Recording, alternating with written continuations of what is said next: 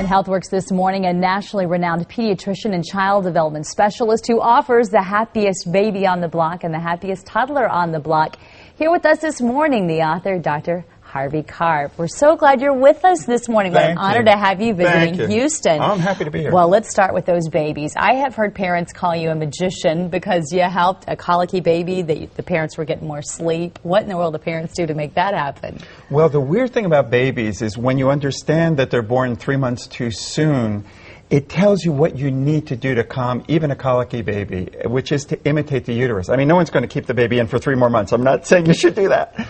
But when you imitate in exactly the right way, the way the baby's life is in the uterus, with movement, with sound, with swaddling, you can flip a switch, which is called the calming reflex, and literally calm a crying baby in minutes or seconds. We're looking at some video right now. So is this sort of how you suggest that you do it? You cradle very tightly and looks like whispering in the ear? It's shushing, and it's actually louder than you think. In fact, we made a DVD to demonstrate it so parents can get the nuance of it. Because this is a reflex. It's like hitting your knee. If you're off a little bit, it doesn't work. So you have to be really specific with your technique. And you have to keep these babies nice and tight and swaddled. You do, and people think, oh my God, I wouldn't like to be like that. But remember, in the uterus, babies have almost no movement because they're so tightly bundled.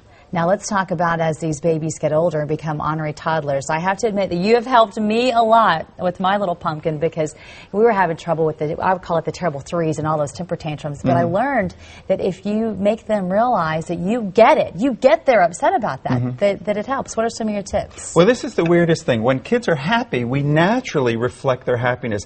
You did it, you did it, good job. Very repetitive, kind of a weird way of talking. It's just staccato.